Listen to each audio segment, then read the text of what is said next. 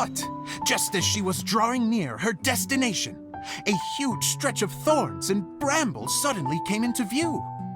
Despair set in and began to weigh on her heart. If only someone could help me, I would give anything in return.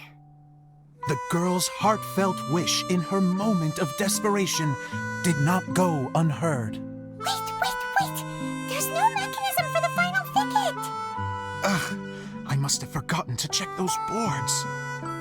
According to the story, those thickets should be gone from the stage now, right? Yes, total oversight on my part. What a pain.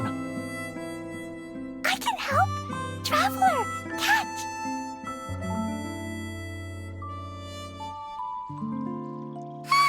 It's a Jumpy Dumpty! The girl's heartfelt wish did not go unheard, for a Jumpy Dumpty, who was passing by, helped to clear a path for her. Oh, thank you, Jumpy Dumpty. And so the girl continued her journey deeper into the forest. But what she found there was not a lamp, but a mage glowing with fire. So, just to clarify, it was supposed to be the mage who helped burn a path through the thicket. Save it for the end, man! The mage took pity on the girl and handed her a bottle. Then, the mage began to tell the story of how the bottle came into her possession.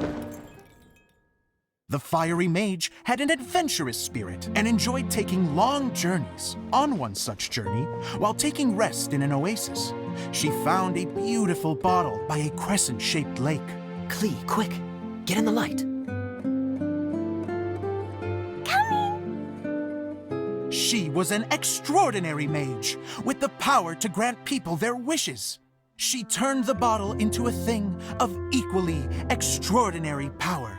But the only place that it could make wishes come true was inside of the bottle. Oh me, oh my! Look at this wonderful bottle of mine!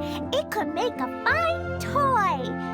But better still, a sojourner's home. The fiery mage blew into the bottle, allowing it to grant one single wish outside its glass walls.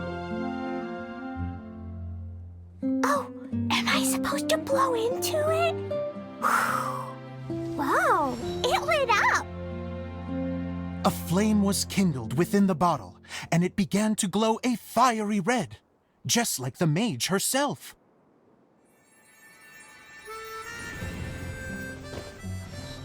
After the mage finished telling her story, she disappeared, leaving only the bottle behind. A magic bottle that can grant wishes.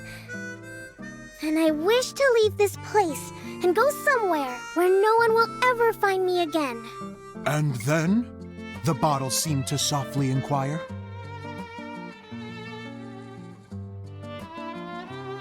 I don't know. The flame in the bottle faded as the girl's single wish was granted, and she found herself in the middle of the desert, far away, where no one could ever find her.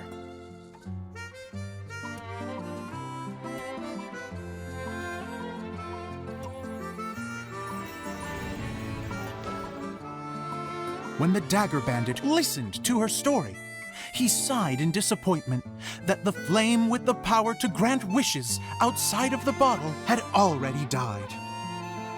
But this doesn't make sense. If it truly granted my wish, then nobody should have been able to find me here. Maybe they shouldn't. The desert is difficult and dangerous to navigate, but I was determined to make it, no matter what. Then take this bottle with you for your trouble. It may be able to grant you your wish, though sadly, only within the confines of the bottle itself. All I wish for is light. Honoring the bandit's request, the girl wished for light inside the bottle, and sure enough, it lit up. They found that while the light was only generated within, it could nonetheless shine through the glass and reach anywhere in the outside world. Even though it doesn't burn as brilliantly as the light that shone before, this is still an extraordinary light. What will you do after I take the bottle? I don't know. Well, then maybe you should come back with me. With no reason to refuse, the girl accompanied the Dagger Bandit back to the land where the light did not shine. They brought light to that place, and the darkness was dispersed, and they lived happily ever after.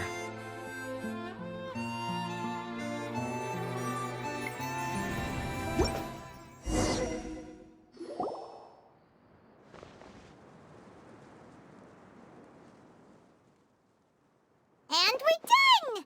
Seems the show went pretty well.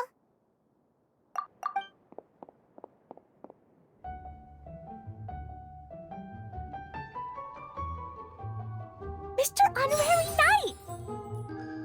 Didn't I do great? I felt like I really was the fiery mage! Wow, great costume, Glee! As soon as Paimon saw your shadow, she thought straight away, what a cute hat! Glee loves it! Thanks, Mr. Zosimos! Oh, wait, no, I mean, Mr.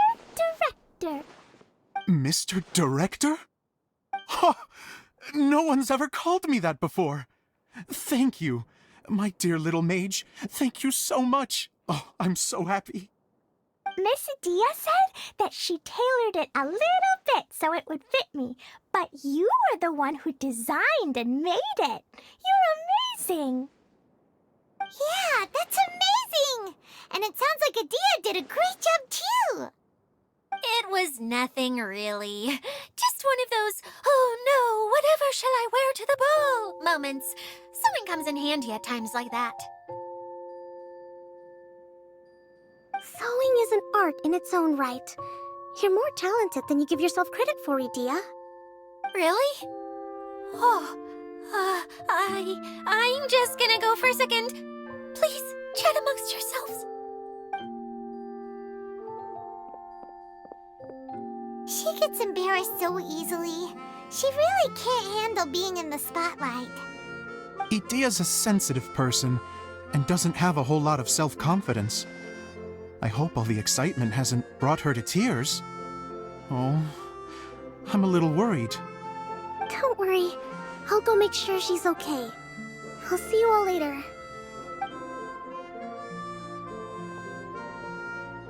So, what did you all think of the play? Any thoughts? Huh? Uh-oh. Time to get serious. Now, are you sure you want to hear what we really think? Oh, absolutely! I had the courage to ask, didn't I? So, don't mince your words. Go ahead. Speak your mind. I can take it. Okay, Paimon will go first. So, the dialogue at the beginning was pretty good, but it ran out of steam as the story went on. Paimon could tell that you ran out of inspiration somewhere along the way. The characters were honestly a little bit ridiculous. Paimon didn't get what you were trying to do. The moment anyone started to show any kind of substance, suddenly the scene was over. Yes, all very good points, Paimon. I would add that in its attempt to pay tribute to the series 1,000 Nights, all semblance of a coherent was sacrificed. Plus, I do have to penalize you for the issues with the props. Miss Adia, what are you doing back here? Oh, you know, I return like the tide when people start discussing something important. Huh. Especially when it has to do with criticizing my show. Mm-hmm. But there was one thing I liked about it. Just one, mind you. The story had a good ending. You think so? I thought I was letting him off lightly. Adia, could I borrow you for a moment? Oh, sure. Excuse me for a moment. Back to you, Paimon. Keep up the good criticism. Okay, in that case, Paimon did have one other complaint. Let's hear it. Taking criticism on the chin is all part of being a director. The ending was all wrong. The girl's motives were clear and simple the whole way through. It was kinda jarring when all she had to say was, I don't know. And doesn't anyone else find it weird how her whole community was on the run, but she was only looking out for herself the whole time? I'm fine. I'm not going to improve without feedback. I also learned a lot this time with the chance to be off stage. To be honest, it was a dream come true. What a great attitude. You don't seem upset at all by our comments. I wouldn't say I'm completely unaffected, but you're only speaking the truth. They're all very valid points. Still, now that Paimon thinks about it, you did finish the script in a bit of a rush. Maybe we were being a little too hard on you. That's perfectly fine. Nothing is as important to me as my work on the stage. We all use our imaginations when we're kids, right? I used to play with dolls and my own cardboard cutouts by the light of an oil lamp. The shadows would come to life and dance on the walls. I never got tired of it. Fast forward to now, and in many ways, I'm still that same little kid, lying on his bed, making sound effects. And I get the same joy from running a show now as I did in my little bedroom theater. Of course, a director can accomplish nothing without a cast and crew. So on that note, I want you to all know that I am eternally grateful to each and every one of you. Hey, don't mention it. We had a blast. Okay, here, take this. Your component, as promised. It's the bottle from the show! The one that lit up when I blew into it. That's right. Can you guess the secret behind why it lights up? Oh, maybe there's an invisible fairy inside that opens its eyes when you blow into it. Bingo! You guessed it. That should do the trick. Oh, wait, this needs tightening up a little. Hold on, this will only take a second.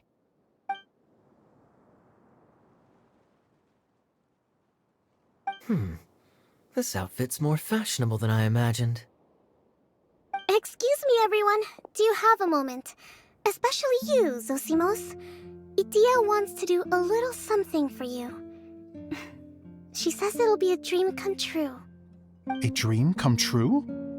Yes. She said that as useless as she is, she wants to do something for you as the first person to have heard of your dream of being a director.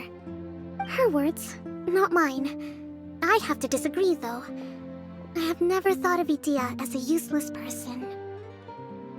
How is this suddenly about me? If everybody is ready, then I'd like to invite tonight's male lead to take the stage. Ta-da!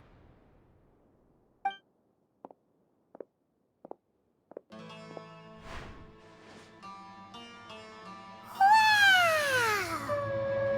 Cool! Kaya's turned into the real Dagger Bandit! How is me changing outfits supposed to make the director's day? It's just a prototype costume. Is he that easy to please? Don't be silly. If I know our director, nothing will make him happier than to see his ideas brought to life by the right actor. Well, then I'm happy to oblige. Who am I to argue with the star of the show? Zosimos drew up countless designs and made a few prototypes before landing on this one. It just needed some tailoring to fit properly, so I made a few stitches here and there. I hope the result isn't a disappointment. Oh, it's perfect. Idia, I'm... Oh, I'm so touched. Thank you all. You've made me happier than I ever thought I could be.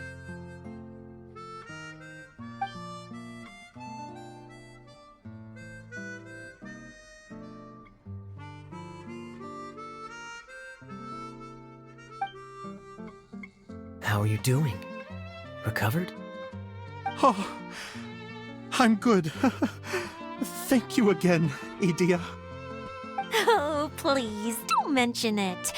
Well, Now that we have the final component, it's time to say goodbye for now. Let's head to the core of the Veluria Mirage and get this place fixed up. Can I keep wearing my costume? Please do, by all means. Both of you can keep your costumes. It seems only fair. Yay! Kaya, keep wearing yours too. It looks amazing. I agree with our mage. I'm sure it's not every day you get to play such an unforgettable character. Sure. I think I can be a bandit for a little longer. Bye-bye, Mr. Director. Take care, my dear friends.